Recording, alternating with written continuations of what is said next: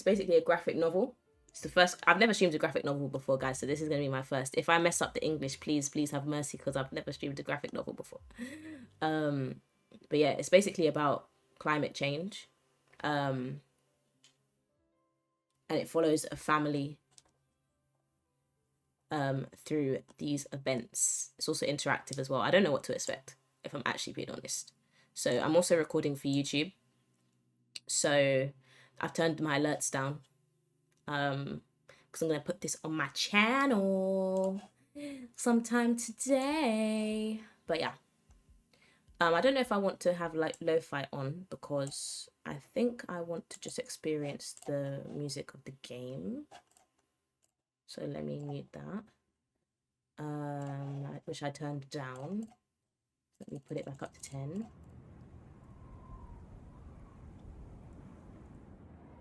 Hey, YouTube subscribers. Right, so yeah. Let me make sure my alerts are down. The game is loud enough. Am I loud enough? Yes, I am. Okay. All right, let me bring the microphone a bit closer to me. Bonks, you're not subscribed to my channel, so you can't use the emote. There you go. All right, cool. Let's get started. So it's only the demo, i.e. the first chapter of the game, and I think it's roughly around 40 minutes. So we'll see.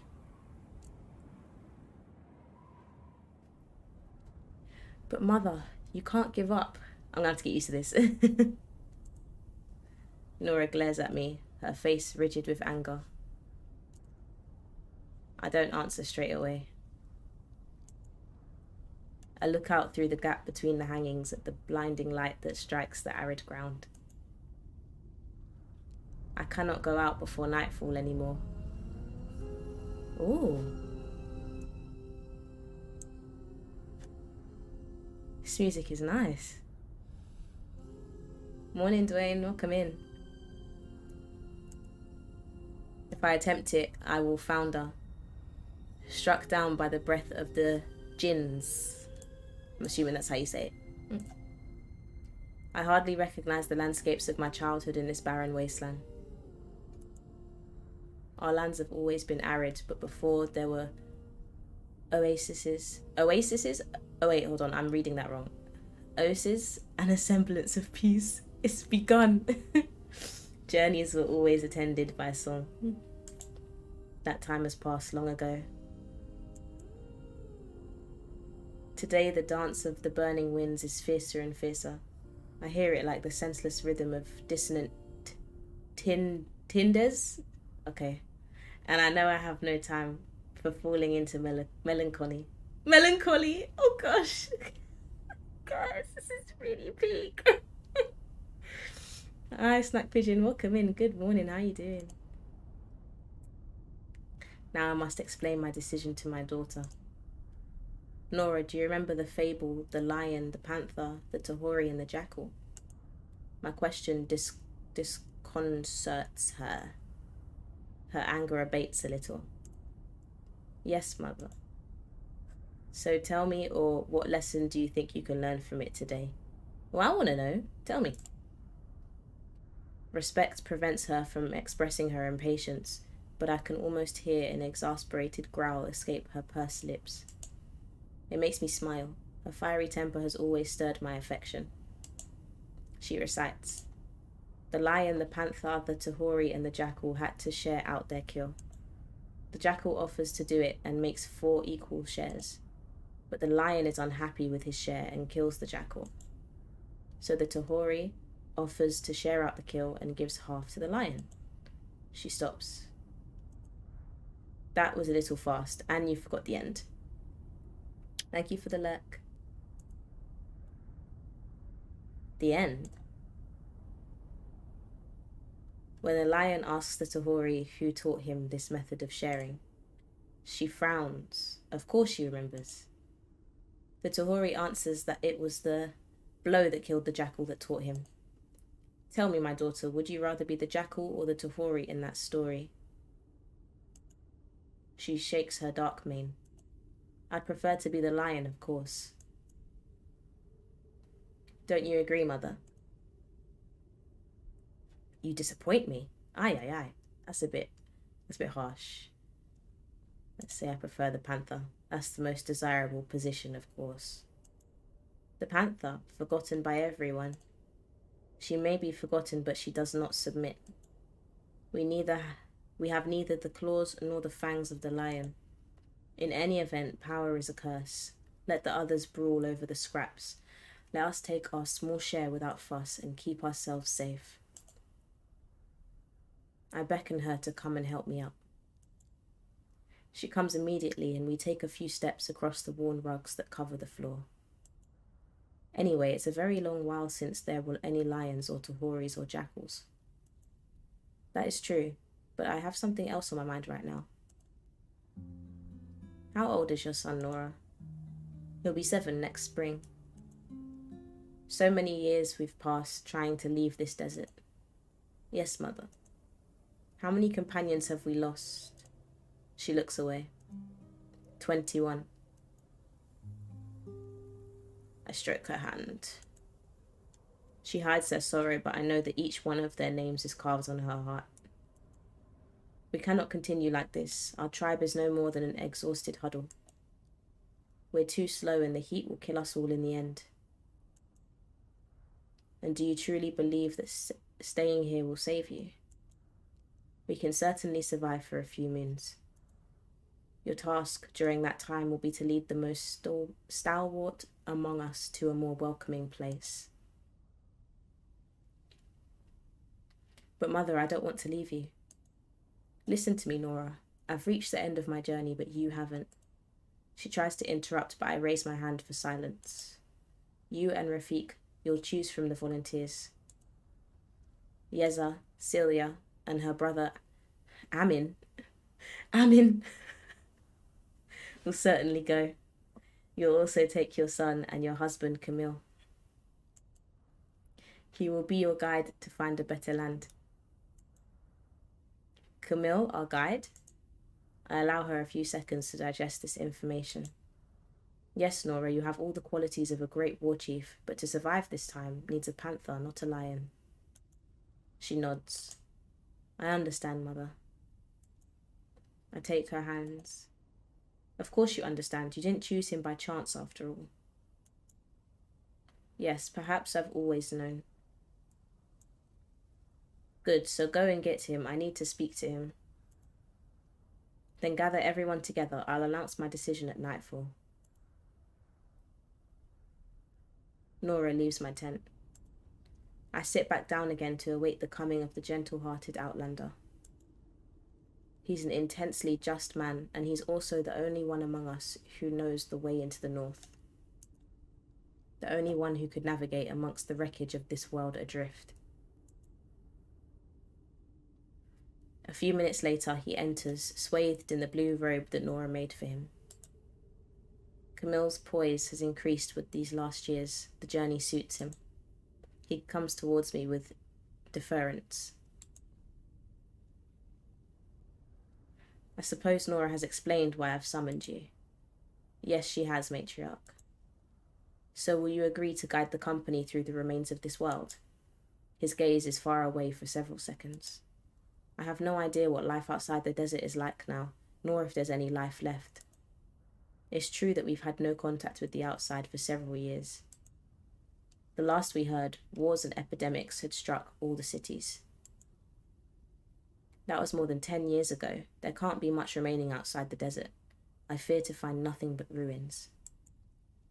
Camille deliberates for a few moments. Where should we go, in your opinion? I suggest that you return to where you came from. Our lands have become uninhabitable. I'm afraid that mine won't be any better, but at least not for much longer. Each year the seasons are hotter and drier. That will have to stop someday. He says nothing but gives a little shrug. Won't it? Well, not necessarily. Explain yourself? There was a theory when I was young. It was called the Venus theory. What is it? If global warming reaches a certain magnitude, there are multiple tipping points which could lead the planet onto a path where the climate becomes out of control. He pauses, looking for the right words. That's to say that the phenomena triggered by the global warming would continue to add carbon dioxide into the atmosphere, and so would keep increasing the warming exponentially, and we could do nothing to stop it. The greenhouse effect would become so strong that it would eventually boil the oceans, making all life impossible. I'm silent, shaken in spite of myself by this apocalyptic vision. They think that's what happened on Venus millions of years ago. The Venus theory. He nods. And you believe we're on the path to the same thing? I don't know, it's a very striking theory, but I think it's quite unlikely. I encourage him to continue. From what I understand, the climate would be more likely to stabilize once the carbon emissions had ceased. And in fact, I believe that's where we are now. So you're optimistic? Not really, because even if we concede that life on Earth is not in danger, the climate stabilization will take time, and I don't know what will remain of the human race after the next century.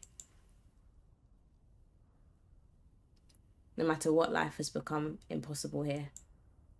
But other habitable places must still exist. I refuse to believe that the 21st century will signal the end of humanity. It is pretty unlikely, saying that there's still a decade before the 22nd century. Perhaps we've still got some surprises ahead of us. Whatever the case, it's time to see what we can do to adapt to this new world. As you say, we've reached the end of a cycle. One story finishes, another begins. A story that's for you to write now. Ooh. In End of Lines, certain situations can lead to a change of narrator. The sum of your decisions can influence the identity of the next narrator. Most of the choices offered to you favor one of the following archetypes. In End of the Lines, the lion favors the direct approach and confrontation, seeks to arm themselves and strikes first, is suspicious of others, always expects the worst, is ruthless. The panther avoids confrontation, prepares to flee danger, displays doubt, doesn't like to stay in one place, sacrifices themselves for others. The Tahori seeks out social interaction, eagerly accumulates wealth, strives to establish exchanges, will manipulate the others, prefers the sedentary lifestyle. This is really interesting. It is, actually. Choose wisely. I feel like most of my choices are going to be between the lion and the panther. It will soon be a year since we left the clan and the matriarch behind us. A year? So a year's gone by now. It feels like an eternity. We've crossed lands and seas until we're worn to the bone. Now that we've stopped walking, it's oddly silent. There's no sound but the wind and the crunch of the grains of sand between our teeth. The sky is red. Or is it? It's so hot that it feels red. When did it stop being blue? And there's this mound of stones. A religious relics, probably. The ancient road that I guide our little company along used to be travelled by pilgrims. But today I have no use for religions and gods. The only thing that matters to me is our survival, especially that of Sam, the only child in our company. My child. I checked the map entrusted to me by a poor woman a few weeks ago. She said that this was the only road we could still take. This road should take us north to a more welcoming place. Toward the land where I was born and that I left more than 20 years ago. I don't know how much it has altered. Everything has changed so fast. I hope that we'll find a place fit to live where we can settle in peace. Rafik breaks the silence with several groans as he unburdens himself of his pack. He allows himself a mouthful of water and grumbles under his breath before turning to me. I'm dead. Yes, we're all worn out. Rafik gives a small smile. I don't know. Nora doesn't seem to be suffering too much. He jerks his chin at Nora, who I'd agreed to marry over 10 years ago. I smile back. Nora never seems to be suffering too much. You're forgetting the day she gave birth to your offspring. A laugh escapes me. I've forgotten nothing. That was precisely the day when I realized that she was stronger than you'll ever be, Rafik. Sure, that's right. And in the meantime, it's me who's lugging the equivalent of her weight around on my back. I roll my eyes. Don't you get sick of complaining? Never. We should have exchanged you for a mule when we had the chance. Rafik laughs. That would have been one of your rare rational decisions. Ooh, there's a bit of beef going on here right now. My decisions are always perfectly rational. If that was the case, you'd have decided to marry me. Now it's my turn to laugh. Fern, hi, thank you so much for the follow. Welcome in. How are you doing? Good morning. You're not in Nora's league and you know it. Would you have accepted? I think let's keep the hostility. I kind of like it. The lion. See, I knew I was going to choose it. Hi, good to see you. Hi, it's good to see you as well. Pretty hungry. I ate before I streamed. I made the conscious decision to do so. What are you planning on eating? You're not in Nora's league and you know it. Rafik nods, still smiling but thoughtful. Yes, I know. She's a warrior. She'll bury us all. His words pull me back to the harsh reality of our quest. The good humour has passed like a too light breeze. No, not at all. Not Sam. He grips my shoulder kindly and answers with a solemn face, as though making me a promise. No, not Sam, of course. We join the others to set up the camp. I head towards Inaya and Son to help them get settled in. The couple had recently joined us. They'd been trying to survive as best they could in the ruins on the edge of a big city. They were fortunate to meet us. We avoid going near the cities in general. These days, violence and sickness hold sway there. The path we're following crosses small villages instead, long deserted. Inaya and Son wanted to join us. Our life of travelling is hard, but I know that it's the only course. The droughts and the heat waves which forced us to leave our lands have continued to hit more and more regions. Those rare places where it's still possible to subsist will inevitably disappear. Everywhere we go, there's no choice but to leave. Since I couldn't abandon the couple to certain death, I agreed that they could come with us. They're still young, but they have been courageous and grateful so far. They're gentle, considerate people. Sometimes I get the feeling that they're too fragile for this existence.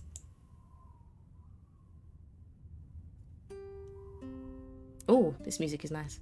Just wanted to pop in and thank you for streaming End of Lines. Also not sure what's on the menu for lunch yet, but definitely food. Thank you for popping in, Fern. I really appreciate it. Let me get a shout out for you, actually.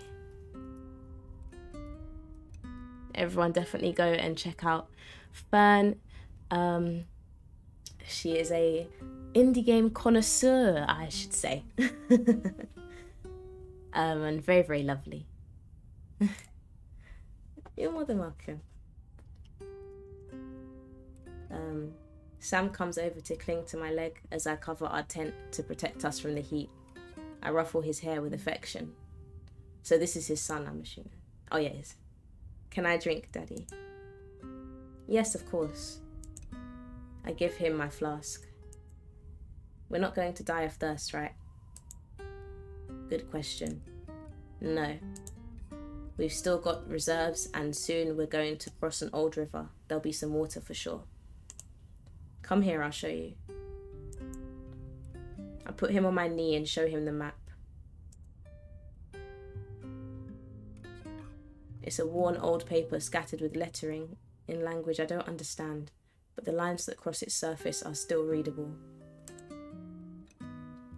You can still even see some landmarks. Some I think I recognise, like the mound of stones that used to shelter a religious symbol that we're camping near today. Sometimes the lines separate and meet, branching decisions we will soon have to make. We trace the fragile lines, which fade and appear across the tears and creases of the map with our fingertips. Sam's small hand and mine discover the possible futures and the tracks that await us. Will they be strewn with pitfalls or pleasant surprises? Probably a bit of both. Whatever the case, these lines guide us toward the hope of a more welcoming land. We cling to that hope, but in truth we have no idea what we will find there at the end of the map. Where the lines end. Wow, that is so good. I like that. Oh, thanks, Pablo.